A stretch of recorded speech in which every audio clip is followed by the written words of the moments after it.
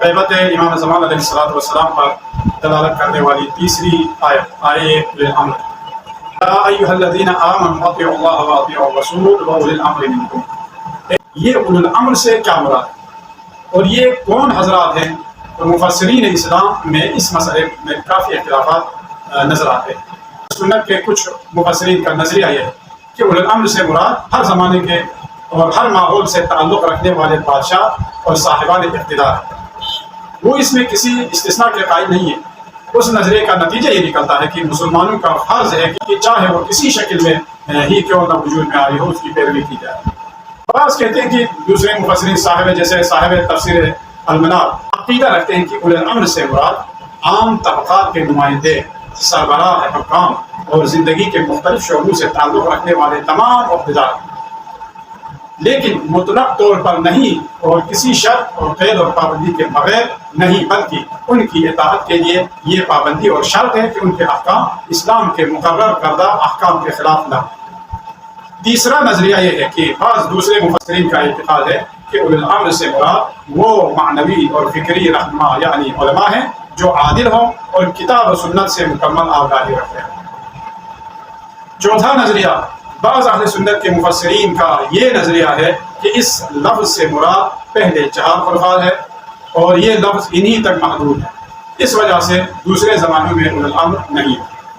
پانچواں نظریہ یہ ہے بعض مفسرین اولی الامر سے مراد اصحاب پیغمبر لیتے ہیں،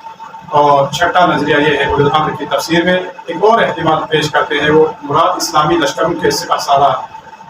ساتواں نظریہ تمام شیعہ مفسرین اس سلسلے میں ایک متفق نظریہ رکھتے ہیں کہ اولی الامر سے مراد ائمہ معصومین علیہ السلام، جن کو تمام امور زندگی میں اسلام پیغمبر کی طرف سے سپرد کی گئی ہو۔ ان کے علاوہ یہ لفظ کسی پر صدق نہیں آتا، البتہ ایسے لوگ جو ان کی طرف سے کسی مرتبے یا عہدے کے لیے مقرر کیے جائیں اور اسلامی معاشرے کے کسی عہدے پر فائز ہوں تو معینہ شرائط کے ساتھ ان کی اطاعت بھی ضروری ہے، لیکن یہ اس لحاظ سے نہیں کہ وہ اولی الامر ہے، بلکہ اس وجہ سے ہے کہ وہ اولی الامر کے نمائندے ہیں۔ 4 خلفاء، پہلے 4 خلفاء سے محدود کر دینا تو اس کا مفہوم یہ ہے کہ آج دنیا اسلام میں لفظ اولی الامر کا کوئی مصداق نہیں ہے۔ علاوہ ازیں اس تخصیص کے بارے میں کوئی دلیل بھی موجود نہیں۔ کس دلیل کے بنا پر ہم کہیں گے کہ خلفاء 4 گانا یعنی 4 خلفاء جو ہے فقط اولی الامر ہے؟ کوئی دلیل ان کے پاس نہیں۔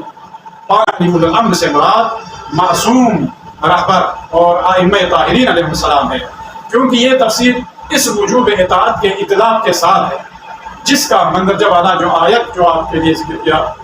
اس سے پتہ چلتا ہے، اور یہ اس کے ساتھ 100% موافقت رکھتی ہے، کیونکہ مقام عصمت ایسے امام کے ہر خطا، گناہ اور اشتباہ سے محفوظ ہونے کی گواہی دیتا ہے، اس لیے اس کا ہر حکم فرمان پیغمبر کی طرح کسی قید و شرط کے بغیر واجب ہوگا اور جو واجب الاطاعت ہوگا،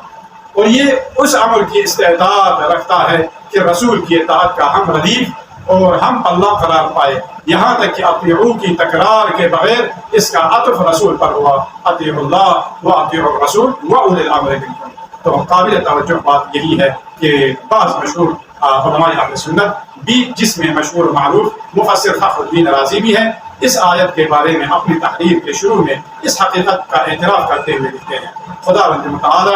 خداوند عالم جس شخص کی اطاعت کو قطعی طور پر بے چون و چرا لازم قرار دے، یقیناً اسے معصوم ہونا چاہیے۔ جو نتیجہ ہم اخذ کرتے ہیں وہ یہی ہے کہ یہ آیت کریمہ صرف اور صرف